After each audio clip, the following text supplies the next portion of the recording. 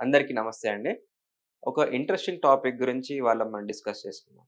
అంటే ఇందులో సింప్టమ్స్ చూసుకుంటే ఆహ్, బ్రెయిన్ క్లౌడెడ్‌నెస్ అంటే బాగా బ్రెయిన్ ఫాగీనెస్, మెమరీ పవర్ కోల్పోవడము అండ్ చాలా అలసిపోవడం.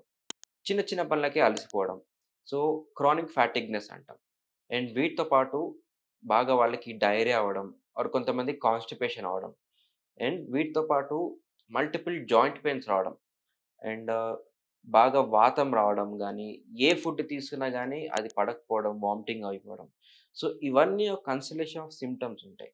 సో, ఎందుకు వస్తుందంటే ఇదొక లైఫ్ స్టైల్ డిజార్డర్ ఉంటుంది. మనం తీసుకునే ఫుడ్ వల్ల గానీ, బాగా స్ట్రెస్ పడడం వల్ల గానీ, అండ్ మనం తీసుకునే వాటర్ వల్ల గానీ, గాలి వల్ల గానీ, ఇవన్నీ ఒక సింప్టమ్స్ ఉంటాయి. సో, దీన్ని మనం లీకీ గట్ సిండ్రోమ్ అంటాం. ఈ లీకీ గట్ సిండ్రోమ్ అంటే ఏంటి? ఎందుకొస్తుంది? దీన్ని ఎలా ప్రివెంట్ చేసుకోవాలి? ఎలా దీని నుంచి బయటపడాలో మనం ఈ వీడియోలో తెలుసుకుందాం.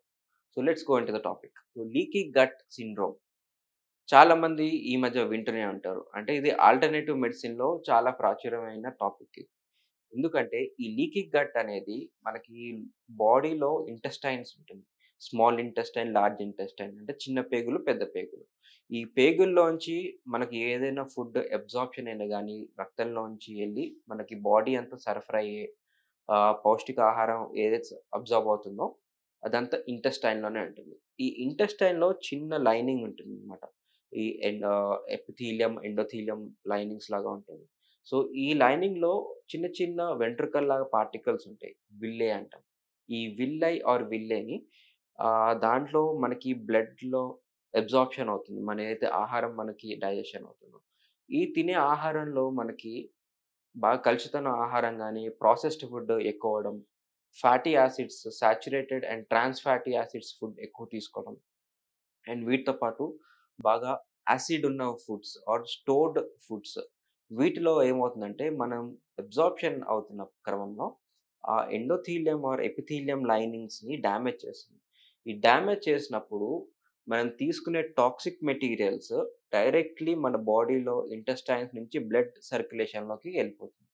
ఇలాగా ఆ బ్లడ్ స్ట్రీమ్‌లో గనక ఈ టాక్సిన్స్ అనేవి ఎంటర్ అయినప్పుడు బ్లడ్ సరఫరా ఎక్కడైతే ఎళ్తుందో, ఆ చోటంతా మనకి టాక్సిక్ మెటీరియల్స్ మనకి డిపాజిట్ అవుతా ఉంటాయి. సో, ఓవరాల్ సిస్టమిక్ సప్లై అయిపోతుంది. సో, లివర్‌లో అవుతుంది, లంగ్స్‌లో అవుతుంది, మనకి బ్రెయిన్‌లో గూడా అవుతుంది. అండ్ వీటితో పాటు మల్టిపుల్ జాయింట్స్‌లో కూడా మనకి సేమ్ బ్లడ్ సప్లై అవుతుంది. సో, ఈ విధంగా మనకి హెవీ మెటల్ టాక్సిన్స్, పొల్యూటెంట్స్, మనకి ట్రాన్స్ ఫ్యాటీ యాసిడ్స్ అండ్ వీటితో పాటు బ్యాడ్ బాక్టీరియా అంటే గట్ బాక్టీరియాలో ఉన్న గుడ్ బాక్టీరియా పోయి మైక్రోబియం ఎన్విరాన్మెంట్ పోయి ఈ బ్యాడ్ బాక్టీరియా అనేది బాడీలో స్ప్రెడ్ అవుతుంది.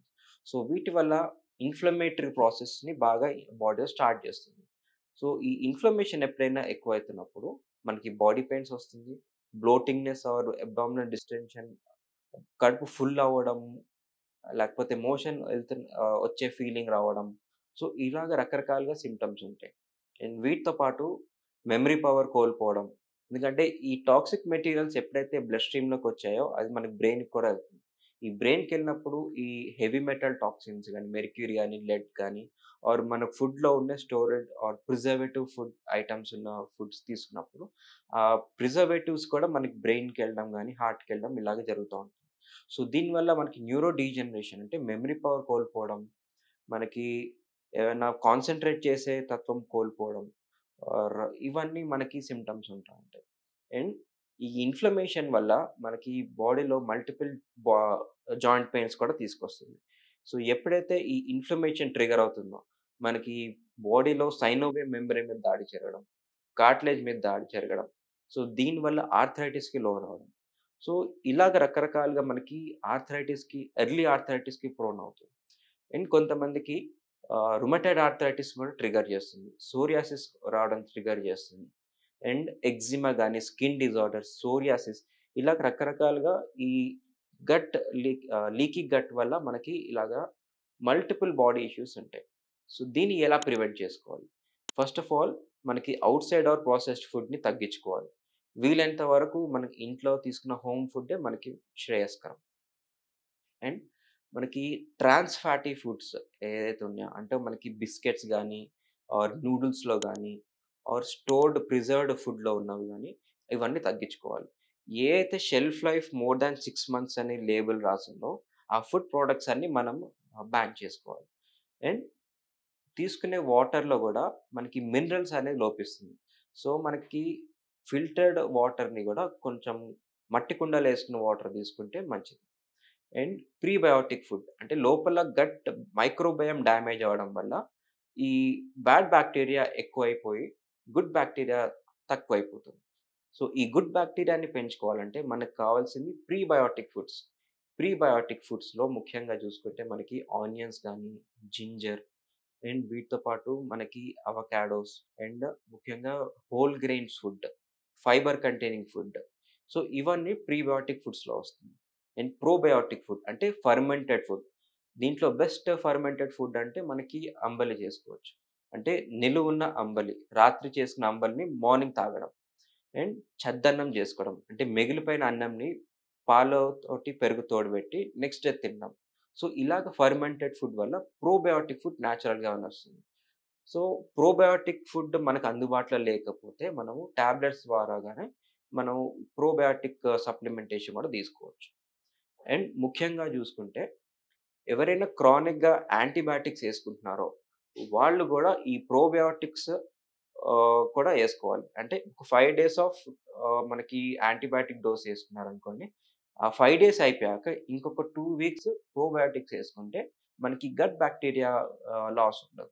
సో, ఈ గుడ్ బాక్టీరియాని మనం ప్రిజర్వ్ చేసుకుంటే ఈ లీకీ గట్ సిండ్రోమ్ నుంచి మనం ఈజీగా బయటపడతాం. సో, ఇదొక ఇవాల్వింగ్ డిజార్డర్ అని జెప్పుకోవాలి. మనకి చాలా మందికి బీపీ గురించి గాని, షుగర్ గురించి, థైరాయిడ్ గురించి ఇలాగ రకరకాల కామన్ డిజార్డర్స్ గురించి తెలుసుకునే ఉంటాం.